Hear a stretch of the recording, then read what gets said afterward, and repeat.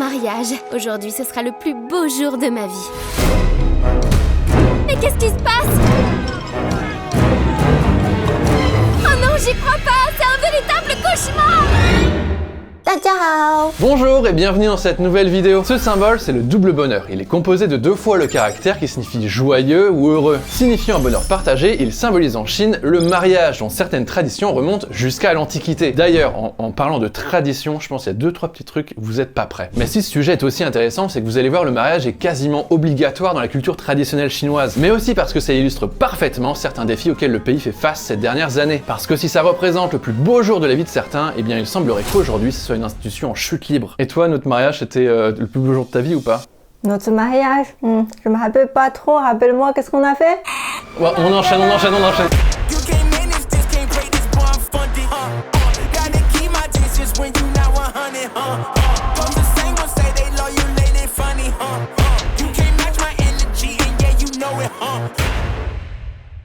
Le mariage, c'est super important dans la culture chinoise. Et pour que vous compreniez ça, il faut qu'on vous montre quelque chose qui illustre ça très bien. Bonjour, on est devant People Square. C'est un grand parc qui est dans le centre de Shanghai. Et à l'intérieur, il y a le marché des célibataires. C'est plein de parents qui cherchent un conjoint ou une conjointe pour leur fils ou leur fille qui souhaiteraient être mariés. Et on va aller voir ça maintenant. Allez, let's go. En fait, il s'agit d'un rendez-vous qui a lieu régulièrement dans certains lieux précis en Chine, où des parents se rassemblent pour essayer de trouver un conjoint à leur fils ou leur fille. Souvent des adultes qui s'approchent ou qui ont dépassé l'âge des 30 ans. Du coup, on a vu, il y a plein de parents et chacun, ils tiennent des petits papiers. C'est que des informations qui concernent leur enfant qui souhaiterait marier. Mais en gros, sur le petit fiche, tu as 2 parties. Tu as la partie sur plutôt les conditions de leurs enfants, l'âge, sexe, quel secteur ils travaillent. On peut mettre la taille. Il est beau, elle est jolie, c'est plutôt quelqu'un élégant et tout. Je me dis, ils vont tous mettre qu'il est beau ou qu'elle est belle. Non, pas vraiment. Certains vont mettre c'est quelqu'un de gentil. Okay, donc là, tu peux dire que bon, mais peut-être il est pas très beau. C'est vrai qu'en plus, il y a très peu de photos. Oui. Mais quasiment tous, il n'y en a aucune, c'est que du texte. Il va parler aussi le côté finance, combien cette personne elle gagne, dans quel secteur il travaille, quel niveau de poste il a aujourd'hui, s'il a un appartement ou pas. Et après la deuxième partie, c'est ce qu'il cherche. Est-ce que j'accepte beaucoup plus âgé que mes enfants ou beaucoup moins âgé? Et aussi si tu es shanghaïste ou pas. Comme la Chine est grande, la culture change beaucoup entre 2 villes. Si on mange pas la même chose, on parle pas la même langue, on n'a pas la même culture traditionnelle, c'est super compliqué de vivre ensemble. Et chose un peu surprenante, parfois on voit une personne avec des dizaines de fiches autour d'elle. Et il est impossible que ce soit tous ses enfants. Ah oui, il y a des gens spéciaux pour présenter leurs enfants et souvent c'est plutôt les enfants qui viennent étrangers. Mais les parents veulent qu'ils rentrent. Alors attends, du coup, vu que tu parles de ça, ça me fait penser à un truc. Là, on voit donc beaucoup de parents qui présentent des fiches pour présenter leurs enfants. Ouais. Est-ce que tous les enfants sont consentants? Tu peux avoir les enfants qui n'est pas du tout au courant. Ah, vraiment okay. Pas du tout. Et il y a des enfants, ils le savent, mais ils sont contre. Mais ça dépend si tu as vraiment envie de se marier le jour au lendemain ou pas. Parce que souvent les relations faites comme ça, le mariage peut être très rapide. Le mariage, c'est à peu près une étape obligatoire dans la culture. Pour nous, les Chinois, la relation familiale, c'est le plus dur, c'est le plus difficile à casser. Donc, pour les parents, comment on peut leur rassurer, c'est leurs enfants, ils ont trouvé un mari ou une femme que même si les parents, ils seraient plus là un jour, mais ces enfants, ils seraient quand même protégés ou intégrés dans une nouvelle famille qui va se protéger. C'est pour ça les parents, ils sont pressés que avant leur fin de vie, les enfants sont retrouvés dans une famille vraiment avec eux au centre. J'ai entendu dire qu'il y a des Chinois qui redoutent les rassemblements familiales pendant le Nouvel An chinois justement parce qu'à ce moment-là c'est très dur pour eux parce qu'ils reçoivent vraiment la pression de toute la famille. Don't cover your ears. Don't aim for a good-looking boyfriend. An average-looking one is fine. You should look for someone who likes you, not someone you like. Durant le gros repas familial, genre bientôt c'est le Nouvel An chinois, tous les grands-parents, ton oncle, ta tante va te poser la question: ah mais est-ce que t'as déjà marié? Si non, t'as une copine et quand ça serait fait? Et voilà. Ouais, c'est dur hein. C'est dur hein, du coup, mais Nouvel An, il y a aussi des anecdotes, genre on peut louer une copine, on peut louer un copain, on le ramène pour le repas à présenter. Voilà papa, maman, j'ai une copine, j'ai un copain, mais laisse-moi tranquille. You're over 30 years old. If you don't hurry, you're going to become someone who looks bad. Mais en plus de la famille, c'est toute la société qui exerce une pression sur les jeunes adultes et les presse à se marier rapidement. Un exemple notable, c'est par exemple pour les femmes de plus de 30 ans, pour qui être célibataire peut être un lourd handicap dans la recherche d'emploi. Comme pour les Chinois, un mariage signifie souvent un enfant qui arrivera dans la foulée, les recruteurs préféreront souvent une femme mariée ou un homme, de peur de perdre une employée qui prendra ses congés maternité peu de temps après son arrivée. Est-ce que tu peux me dire du coup si on change le nom de famille aussi comme en France? Non, il n'y a pas genre les filles, je dois rentrer dans la famille de mon mari, parce que pour nous les Chinois, aujourd'hui le mariage c'est vraiment une fusion entre les deux familles. Oui, en fait c'est là où il y a la différence culturelle, c'est que nous en France on estime que c'est la réunion de deux personnes, là où en Chine on estime que c'est la réunion de deux familles. Il faut que tout le monde soit d'accord pour le mariage, sinon c'est compliqué.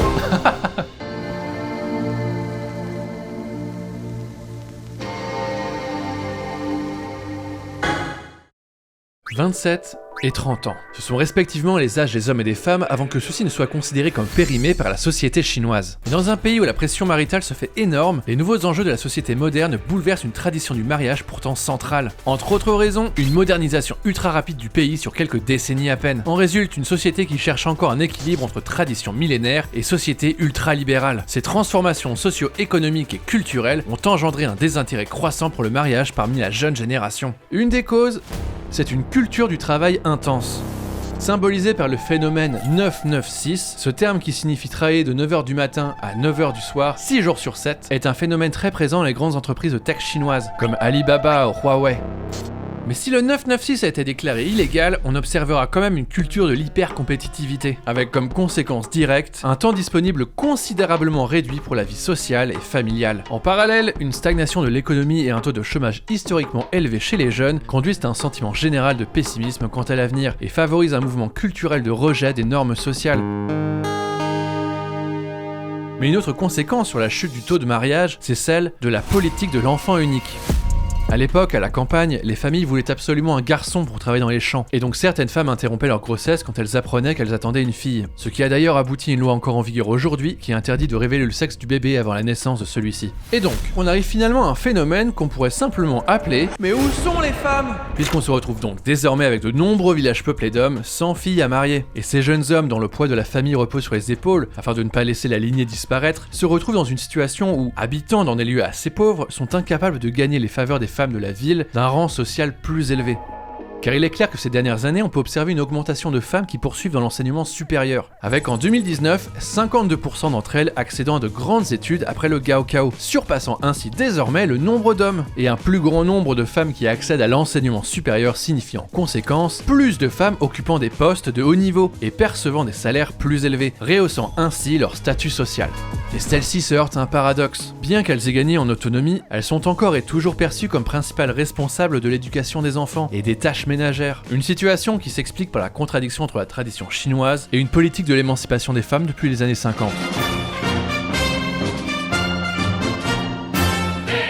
En 1950, juste après la prise de pouvoir par les communistes, le mariage est réformé. Désormais, le mariage forcé et achat d'épouses est interdit, car avant cela, un homme riche pouvait posséder plusieurs épouses et les vendre comme il le souhaitait. Mao soutient directement un mouvement de libération des femmes, avec la volonté qu'elles soient désormais traitées comme les hommes. Une décision aussi motivée parce qu'elle représentait également une masse de travail non négligeable. Alors si avant les femmes étaient essentiellement destinées aux devoirs domestiques, à travers la propagande du régime communiste, elles deviennent finalement force de travail dans la société. Si après la mort de Mao, la place des femmes reprend à nouveau une place plus traditionnelle, ça a tout de même contribué à une certaine évolution des mœurs. Aujourd'hui, ce progrès a conduit à l'émergence de femmes carriéristes, économiquement indépendantes et non mariées. Ces femmes portent souvent la triste étiquette de shengnu ou fille qui reste, un terme utilisé pour désigner des femmes célibataires en fin de vingtaine ou en pleine trentaine, souvent considérées comme indésirables à cause de leur âge. Bon, malgré cette crise, les Chinois continuent de se marier, hein. Et pour preuve, il faut savoir que l'industrie du mariage est une des plus profitables en Chine. Et justement, avant de se marier, il reste une dernière étape fondamentale, ce sont les shootings photos. Alors oui, je sais bien que faire des shootings photos, c'est pas que en Chine que ça se fait. En fait, il faut vraiment comprendre qu'en Chine, c'est vraiment super important. Rien qu'en 2019, c'est une industrie qui est estimée à plus de 30 milliards de dollars par an. Normalement, pour les Chinois, on se marie une seule fois dans la vie. C'est pour ça on a dit que ça doit être une journée mémorable. Et après, on a tout le temps plein d'idées. Même si c'est c'est juste shooting, mais le moment tu peux porter le vêtement de ton rêve, dans déco de ton rêve, essayer de mimer un rôle que tu cherches depuis longtemps. Genre tu peux être la princesse, tu peux être aussi les assassins, si tu veux mettre n'importe. Aussi pour les gens un peu riches, ils peuvent aller voyager en Europe, à d'autres pays, mais souvent c'est une preuve de richesse aussi aujourd'hui. C'est pas tout le monde peut faire. Mais de toute façon, ça je pense c'est quelque chose qu'on précisera plus tard, mais la cérémonie de mariage, c'est aussi une manière pour les gens de montrer leur fortune et leur réussite. Ouais. C'est vrai. Mais écoutez, en parler c'est bien, mais vous montrer à quoi ça ressemble c'est encore mieux. Parce que oui, il se trouve que nous aussi on a fait un de ces shootings et on va vous montrer ça maintenant. Là, on a un studio de photos et on va essayer des vêtements et surtout qui vont à ma taille. T'es trop grand par rapport aux Chinois, je Et voilà.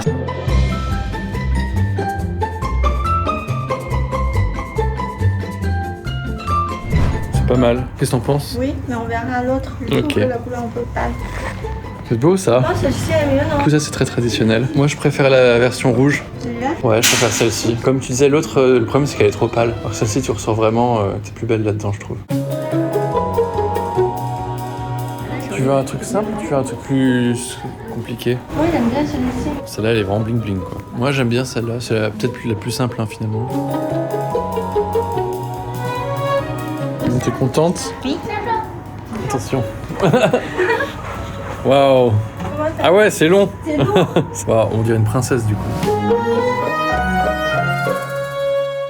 On sort du studio. On a choisi 4 thèmes. Princesse, chinois, vintage et en tout cas un peu cocooning maison. Et puis ton tenue, ça serait décidé demain par rapport à mes tenues. Je sais pas du tout comment je vais m'habiller demain. Et surtout, comme je suis 1m86 et qu'on est en Chine. Mais si, ils ont dit le plus grand de 1m60, non 95. Bah j'espère parce que j'ai Donc, pas essayé en avance. Donc réponse demain.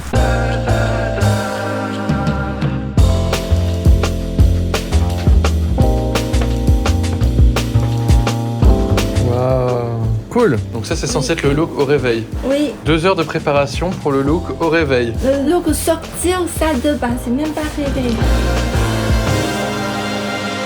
外面没有光，对，往那里看，啊，再来一张哟，好，1、2、3，对，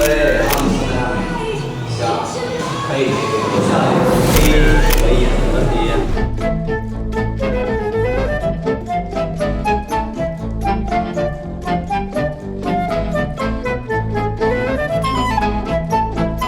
Maintenant c'est quoi le thème? C'est princesse. Thème princesse. J'ai pas pu la voir le jour de mon mariage Voilà. parce que monsieur il est pas très fin.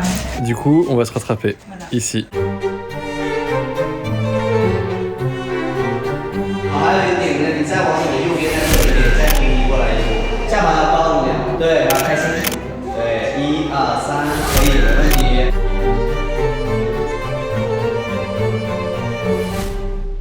C'est pas trop fatigant d'être une princesse? Non, ça va. À part la robe est tellement lourde. Moi je dis tu ressembles à un énorme cupcake.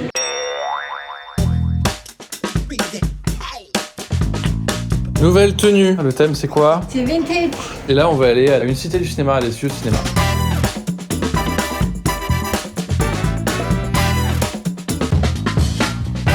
On va avoir une belle lumière là.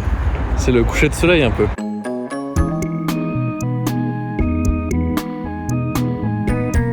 Donc tout ça, c'est des studios de télévision et de cinéma. Tout ça, c'est des faux décors. Donc c'est vide à l'intérieur. C'est Ouais. réaliste, hein? C'est le style de vieux Chine. C'est Chine rétro, juste après la Deuxième Guerre mondiale, pour la Deuxième Guerre mondiale, je crois. Oui, oui, à peu près.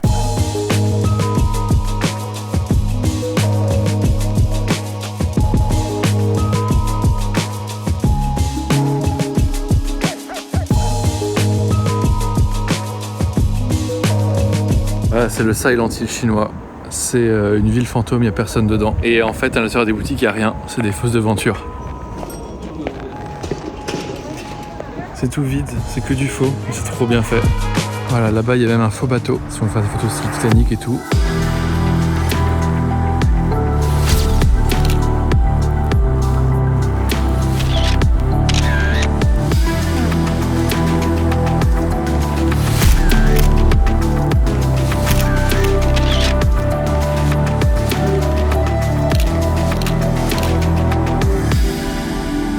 C'est les photos de la cité du cinéma qui sont finies. On est très fatigués, il nous reste encore un shooting. Il nous reste celui-ci de Chine. C'est parti pour le dernier shooting.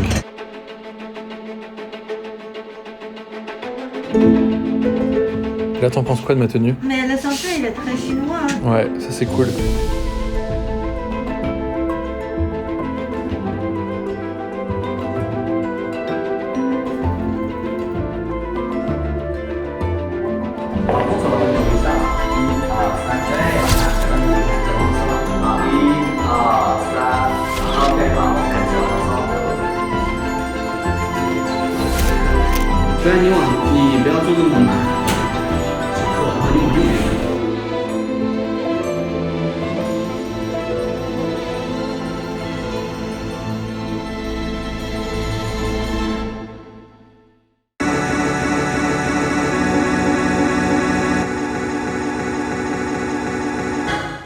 Ce qui est assez fascinant avec le mariage en Chine, c'est qu'il a beaucoup évolué avec les époques et qu'il conserve quand même certaines traditions qui sont issues de l'Antiquité. Certaines coutumes et rituels encore pratiqués aujourd'hui ont été établis pendant la dynastie Zhou, plusieurs centaines d'années avant Jesus. Dans l'ancienne Chine, le mariage était organisé par les familles et se faisait par l'intermédiaire d'une entremetteuse. Celle-ci récupérait les dates et heures de naissance des deux époux pour assurer que ceux-ci étaient compatibles ensemble. Si c'était le cas, alors on pouvait désormais choisir une date et engager le processus. On notera tout de même qu'à ce stade, les futurs époux ne sont toujours pas rencontrés et ignorent toujours à quoi ressemble la personne avec qui ils vont partager le reste de leur vie. Au mieux, ils auront vu un dessin de l'autre, mais c'est vraiment tout. Le jour du mariage, le garçon part avec une équipe. Il comprend des musiciens et des porteurs de palanquins pour aller chercher chez elle sa future épouse. Arrivée chez elle, la femme sort de son domicile avec un foulard rouge qui couvre son visage. Pour respecter la tradition, elle et sa famille doivent pleurer son départ, pour illustrer le fait qu'elle les quitte et fait désormais partie de la famille de son mari. Ouais, même s'ils ont pas envie de pleurer, ils doivent pleurer, c'est la tradition. S'ensuit alors une procession festive à travers toute la ville, pour annoncer le mariage à toute la population. Et enfin arrivée au domicile de l'homme, la femme peut enfin sortir du palanquin. Mais attention, ses pieds ne doivent absolument pas toucher le sol avant d'avoir franchi la porte de la maison. Pour traverser la distance restante, c'est l'homme qui doit porter sa future femme, ou alors celle-ci peut aussi traverser via un tapis spécial. La vraie cérémonie commence alors. Le couple est lié par une corde rouge, symbolisant la ficelle rouge invisible qui lie les individus ensemble, et effectue une série de saluts pour remercier leurs familles respectives et les dieux, témoins de la cérémonie. Et une fois ce rituel effectué, cela marque le début des festivités. Enfin pour l'homme seulement, parce que sa femme est placée dans sa chambre et doit l'attendre. Voilà. Le mari fait donc la fête avec la famille, il boit, il s'amuse, il passe du bon temps. Et pendant ce temps, la fille attend, avec son foulard rouge sur le visage, assise sur le lit, pendant plusieurs heures, sans manger, sans rien faire. Elle attend. Ouais, c'est long. Et une fois la fête terminée, le mari rentre enfin à la chambre et va pouvoir soulever le voile de sa mariée et découvrir son visage. Mais peu importe l'opinion que chacun a du physique de l'autre, à ce stade, il n'y a plus de retour en arrière possible. Le couple est alors invité à partager un bol d'alcool et pour conclure, on coupe une mèche de cheveux de chacun et on fait un nœud avec. Cet acte marque le fait que le couple est désormais officiellement marié.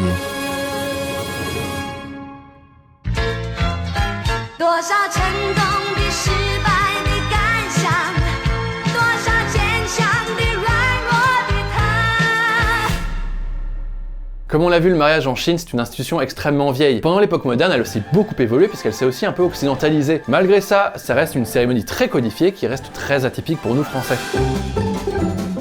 Aujourd'hui, en tant que femme, on se lève à 4-5 heures du matin. On va se maquiller, on va faire une jolie tenue, la tête et tout. Et en même temps, le garçon, il se prépare aussi tôt parce que le garçon, il est censé envoyer une équipe de belles voitures pour aller chercher la fille chez elle. Donc souvent, on a l'heure précise, les heures qui pour le bonheur, souvent c'est par 18, 28 ou 6 parce que 8 et 6, c'est les très bons chiffres pour les Chinois. Encore, il arrive pile poil à cette heure-là.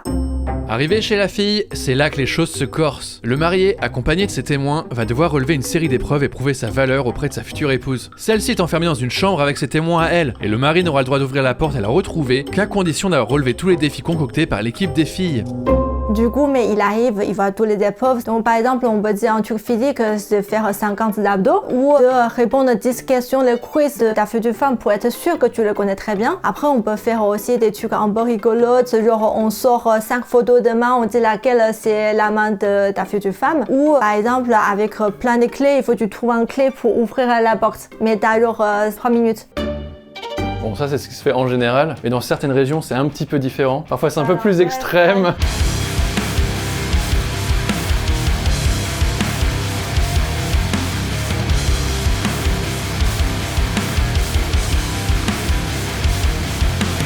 Comme il y a tellement d'épreuves un peu compliquées, au bout d'un moment, oui, les garçons, l'équipe de garçons, ils peuvent perdre la patience. Il va dire voilà, donc tu m'as demandé de faire des choses que j'arrive pas à le faire, j'aurais jamais le temps de le faire. Par exemple, je te donne 10 000 riz, je te demande de chercher un riz, il y a une caractère qui était notée, mais c'est pas possible, j'aurais pas le temps, j'ai juste envie de récupérer ma future femme. Et dans certaines régions un peu lointaines, oui, il peut quasi casser la porte pour vraiment se rentrer.